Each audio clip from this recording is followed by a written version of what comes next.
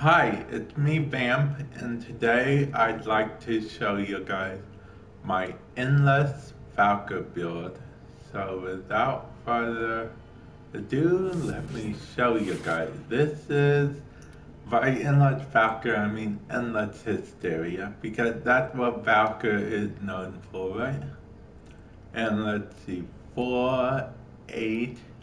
Now, to be honest, if Blind Rage, Primed Flow, and Transit Fortitude were all leveled up, we would need another former. Because, see, 4, 5, 6, 7, and then 4 more will make 11, and we only have 8 capacity free. So, yeah, this would be a 3 former build if it was fully leveled up like that. Although you could actually swap out regular flow, I guess, to stick it to its build, because even if you maxed out Blind Rage and Transient Fortitude, you would still have a good amount of, capacity to handle it. But I prefer Prime Flow because it just lets you hold a bit more energy, which is good for this build because, as you may notice, it doesn't have rage. The reason it doesn't have rage because this is an quote endless build. It's made for the long haul. Basically, you'll be,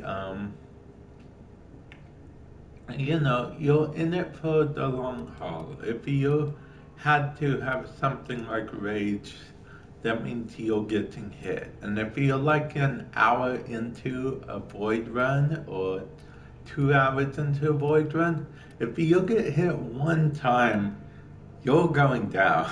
You may get all your energy back, but you're going down. And if you don't have someone on your team there, like with you to help you out, then you'll have to revive and start with 50 energy to begin with. So, these kind of balance each other out altogether. Range, we don't need range. Let's face it, Valkyr isn't always the most helpful frame in the world, but it's perfectly and utterly 100% fine. Let's see. And then we have max power strength because the longer you stay somewhere, the more health the enemies have. So you want to get that down as fast as possible. Duration, just so because that will affect how much energy is being taken up when you're in Hysteria. Now, you could, of course, put another former on it and use co-action drift to even more increase steel charges power, but you know, excuse me, I think that is more than fine the way it is. Now let's look at what this changes here. As you can see, I'll show you the original. Hysteria, the main thing we're going to look at. We really don't care about the other abilities in this mode. It's all about Hysteria. So, the damage regularly is 250. Energy per second, that the energy drain is 2.5. Life steal percent is 5. Power range is 5. The life steal doesn't really matter, honestly, but it's not bad. It's just there So what we're looking at is the damage for Hysteria by itself is 570, energy drain 0.67, which is real good. It drains a little over half an energy per second, so that's actually pretty good because that means you can last quite a while in Hysteria. And the power range is 2 by 2, which is, it's fine. It's perfectly and utterly fine that it's 2. You know why? Because you're melee. Now, you can do different things with your melee. It's entirely up to you. I like using Broken War personally, but you could use a Syndico Prime if you wanted to. Of course, you'd want to maybe use a build like something that doesn't include Life Strike, okay? You might want to use this kind of build for a critical build, but replace Life Strike with something else because Valkyr doesn't need it in Hysteria. So you don't or use it so you don't benefit at all. Personally, for Valkyr, I like to use Broken War. That's just my go-to, honestly. Broken War.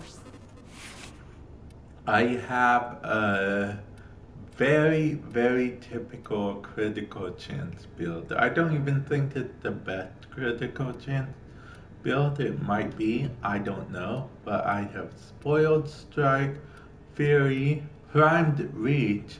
If this was fully maxed, then, well, it's already pretty powerful at 100 plus 120% range. It would be even more powerful at max, which is very, very good. Now, in about 100 days, I'll be able to get a primed Fury and might have to put another forma on this, but we'll put a forma on this. But I digress.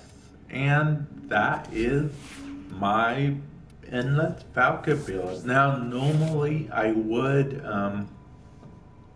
just say, okay, it's time to do a video, you know, of me showing off.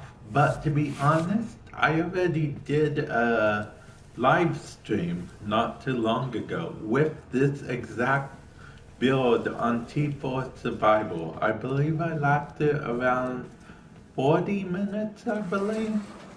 I, of course, took my companion, of course. You guys take carrier in survival. It just may as well be a must, as far as I'm concerned.